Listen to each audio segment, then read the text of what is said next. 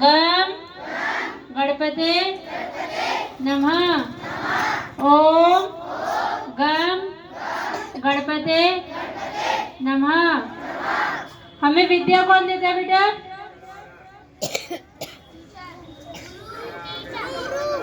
गुरु को भी कौन देता है विद्या?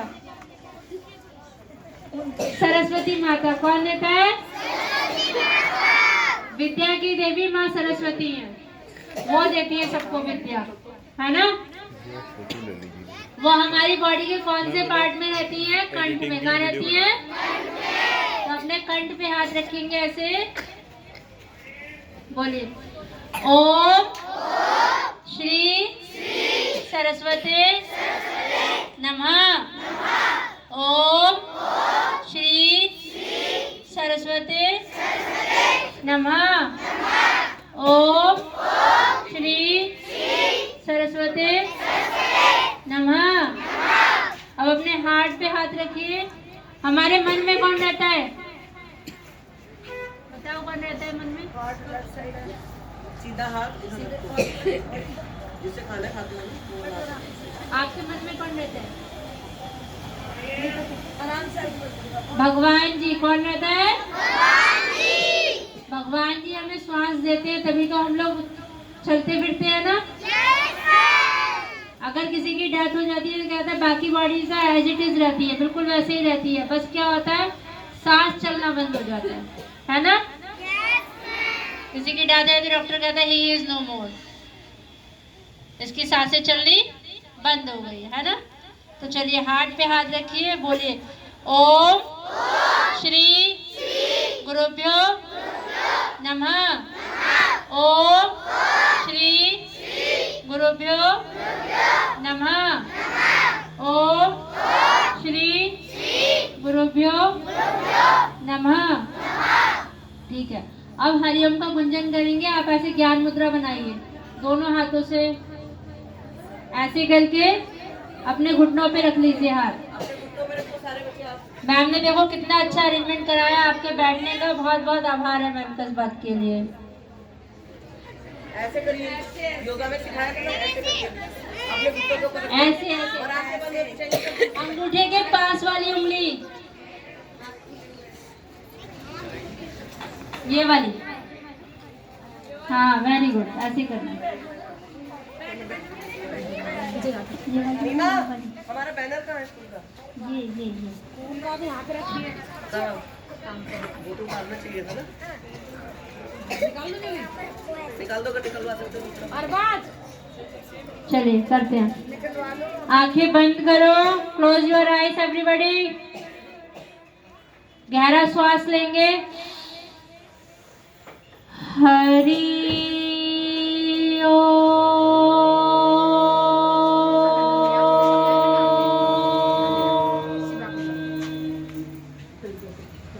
आवाज नहीं आ रही आप लोगों को? एक बार फिर से करते हैं, फिर करना, बोलना साथ में। आंखें बंद, गहरा श्वास। हरि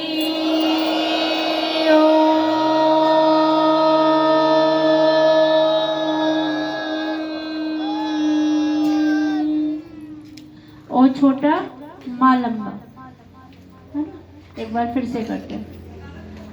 गहरा श्वास। हरि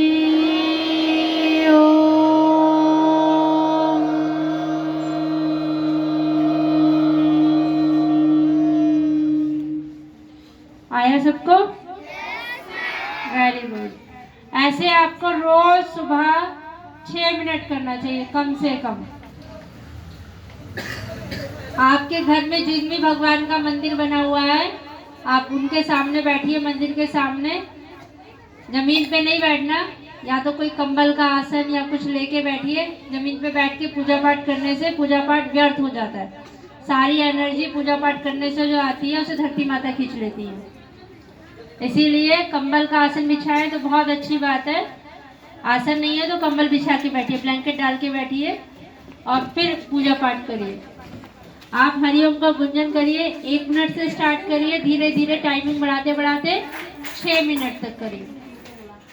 आपकी दृष्टि जो है वो भगवान की तरफ होनी चाहिए। भगवान की तरफ देखिए और अपनी अपनी दृष्टि को भगवान की तरफ देखिए और हरिओम का गुंजन करिए। उससे क्या होगा, आपकी कंसंट्रेशन पावर बढ़ेगी, आप में एकाग्रता जगेगी। कहते हैं ना, बस जब जो काम करो उसी में मग्न हो जाओ। जब पढ़ाई करो तो उस समय सिर्फ पढ़ाई करो, खेल का मत सोचो। और जब खाना खाओ तो खाना ही खाओ, जब खेलो तो सिर्फ खेलो। एक समय में एक ही काम, है ना, वही करना है। चलिए अब हाथ जोड़ेंगे, प्रेयर करेंगे। आंखें बंद कर लीजिए बेटा, क्लोज योर आईज। गुरुर् ब्रह्मा गुरुर्विष्णु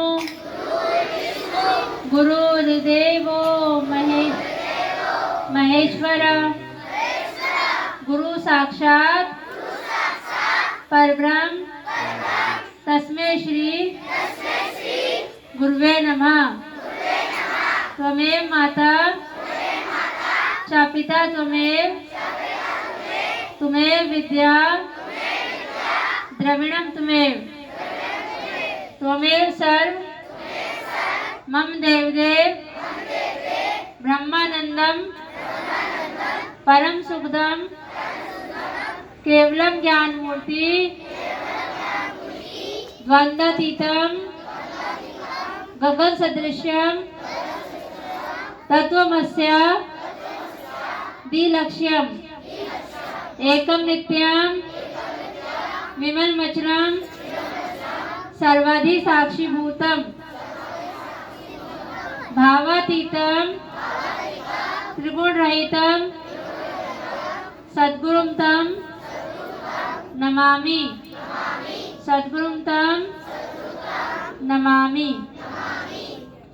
आपको रोज सुबह प्रेयर करना चाहिए। आपको ये वाला प्रेयर नहीं आए तो आपका जो स्कूल का प्रेयर होता है आप उसी से भगवान को याद करिए, है ना, क्योंकि भगवान को बच्चे बहुत अच्छे लगते हैं। भगवान भाव के भूखे होते हैं, उन्हें ये नहीं कर मतलब नहीं होता कि आप कौन सा प्रेयर करते हैं, है ना।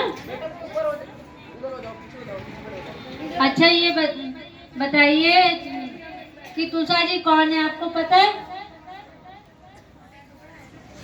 नहीं पता?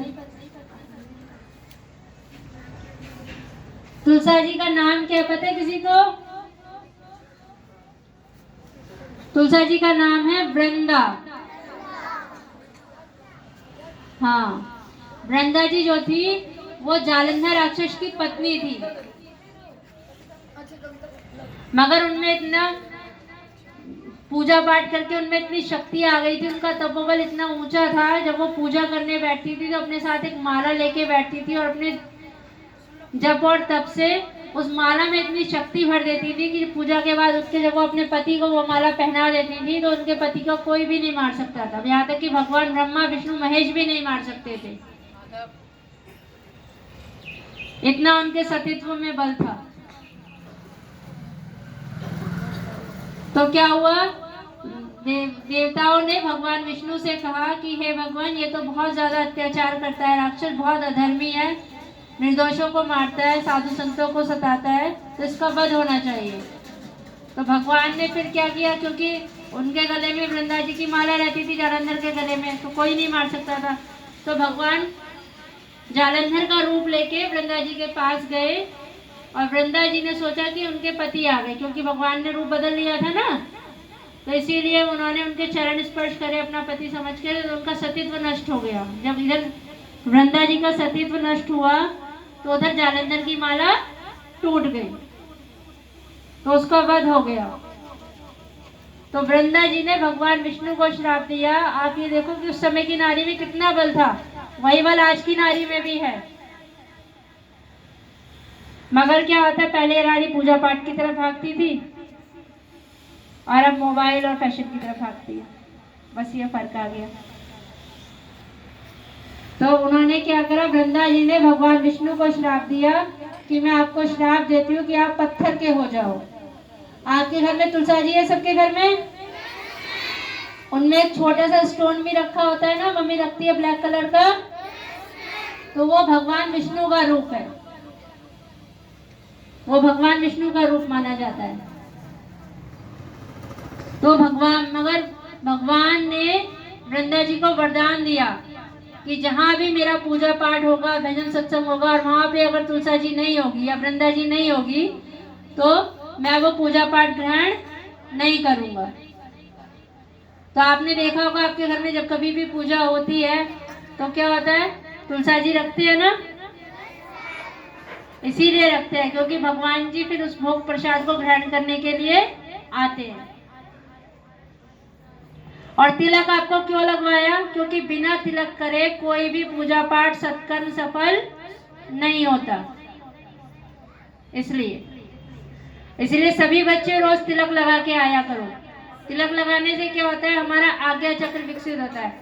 आप चाहते हो ना आपके पेरेंट्स आपकी बात माने, जो आपको तुरंत मान ले फटाफट से, है ना। तो अगर आप रोज तिलक लगाएंगे तो आप तिलक लगाने से आपकी बात का प्रभाव सामने वाले पे पड़ता है। रोज लगाओगे तो आज्ञा चक्र विकसित होगा, फिर सामने वाले पे आपकी बात का प्रभाव पड़ेगा।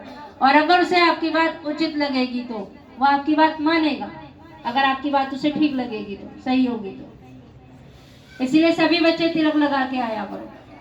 तिलक लगाने से चेहरा सुंदर लगता है ना। सबको तिलक लगाना चाहिए। बिना तिलक लगाए कोई भी पूजा पाठ सफल नहीं होता धर्म संस्कृति के अनुसार। तुलसा जी के 5 पत्ते सभी को रोज खाने चाहिए, बच्चों को भी और बड़ों को भी। उन्हें खा लीजिए और खाने के बाद 1 गिलास पानी पी लीजिए तुरंत ही। तो क्या होगा, आपकी बुद्धि शक्ति का विकास होगा, आपका इम्यूनिटी पावर बढ़ेगा, आपको रोग और बीमारी नहीं घिरेगी, आपकी बुद्धि शक्ति का विकास होगा। पानी इसलिए पीना तुरंत ही क्योंकि तुलसा जी में पारिया होता है, जो आप अगर पत्ते का कण आपके दांतों में फंसा रह गया तो आपके दांतों को नुकसान करेगा। इसलिए बोलते हैं कि आप तुरंत ही पानी पी लो, तो जो कोई कण फंसा होगा तो वो पेट में चला जाएगा। तुलसा जी की लकड़ी की बनी हुई माला गले में पहन के अगर आप कोई पूजा पाठ करते हैं तो उसका सहस्त्र गुना फल मिलता है। और आपको हार्ट की बीमारी भी नहीं होती है। जो गले में तुलसी की माला पहनते हैं उनको हार्ट की बीमारी का खतरा नहीं रहता है, और भी बहुत सारी बीमारियां नहीं होती हैं तुलसा जी की माला पहनने से। हाथ में तुलसा जी का बना हुआ गजरा पहनने से, या तुलसी जी की लकड़ी की बनी हुई माला हाथ वाली भी आती है, उसको पहने तो जो नसों नाड़ियों के सुन्न होने की बीमारी होती है वो नहीं होती है। तुलसा जी की 108 परिक्रमा सोमवती अमावस्या के दिन लगाने से, सोमवार का दिन हो और अमावस्या तिथि हो, तो तुलसा जी की 108 परिक्रमा लगाने से घर से दुख दरिद्रता दूर हो जाती है। अगर मैं आपको बोलूँ आप 1.25 ग्राम सोना रोज दान कर दोगे तो कर दोगे? नहीं करोगे, अभी बहुत महंगा है ना। तो क्या करना है, रोज तुलसा जी में थोड़ा सा जल चढ़ाने से हमें 1.25 ग्राम स्वर्ण दान करने का फल मिलता है। तुलसा जी का दर्शन मात्र करने से, सुबह उठ के आप तुलसा जी का दर्शन करो तो आपको स्वर्ण दान का फल मिलता है। कहते हैं ना भाई, किसी की डेथ हो गई, शरीर शांत हो गया, गुजर गए, बोलते हैं ना। तो क्या करो, जब किसी की डेथ हो जाती है तो आपके घर में अगर तुलसा जी की सूखी लकड़ी है उसको आप उनको दो और उनको बोलो कि भाई इनको अंतिम यात्रा के लिए तैयार करते हैं जब, तो उनके सीने पे वो तुलसा जी की सूखी हुई लकड़ी रख दीजिए और फिर उन्हें तैयार करिए, तो उनकी आगे की यात्रा सुगम हो जाती है। उनके ऊपर के लोगों की यात्रा में कोई बाधा नहीं आती है। उन्हें यमराज के दूत लेने नहीं आते, भगवान विष्णु के पार्षद लेने के लिए आते हैं। और अग्निदान भी अगर तुलसा जी की लकड़ी से ही किया जाए तो और बहुत अच्छा होता है।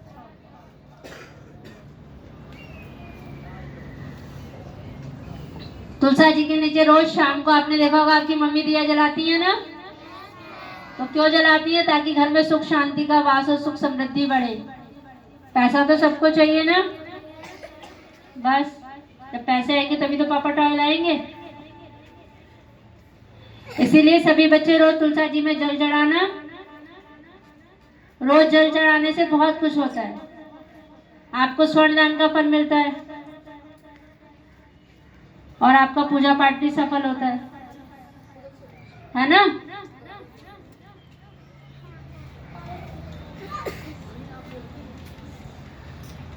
बहुत सारे फायदे हैं तुलसा जी के, आपको बताएंगे तो बहुत समय जाएगा पूरा दिन भी बता दें। तुलसा जी के 51 पत्ते, जैसे नींद नहीं आती है रात को, तुलसा जी के 51 पत्ते अगर आप तकिए के नीचे रखते हैं और फिर लेटते हैं तो आपको नींद आ जाएगी।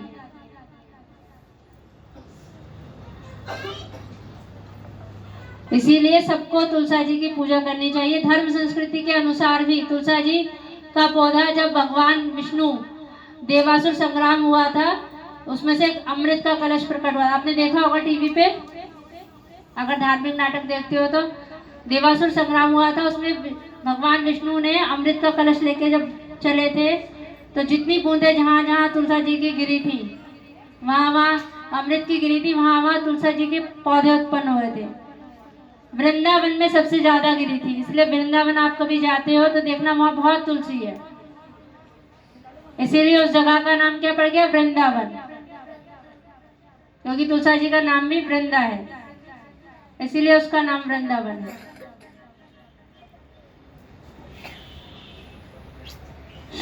अच्छा बताओ, आप में से कौन कौन अपने माता पिता गुरुजनों के पैर रोज छूता है? आपको हैंड्स डाउन कर लीजिए। आपको पता है हमारी 4 चीजें माता पिता गुरुजनों के पैर छूने से, उनका आदर करने से 4 चीजें फ्री में बढ़ती हैं, बिना कुछ करे, बस आपको चरण छूने होते हैं। क्या बढ़ता है? बोलिए। आयु, विद्या, बल और यश, ये 4 चीजें आपको फ्री में मिलती हैं। ये इसीलिए सभी को अपने माता पिता गुरुजनों का आदर करना चाहिए। अब आपको बताते हैं कि तुलसी पूजन कैसे करना है। तुलसी पूजन कैसे करेंगे? पहले तुलसा जी को ऊंचे स्थान पे रखेंगे, फिर तुलसा जी में थोड़ा सा जल चढ़ाएंगे। जल चढ़ाने के बाद तिलक लगाएंगे तुलसा जी को, फिर भोग लगाएंगे, फूल चढ़ाएंगे,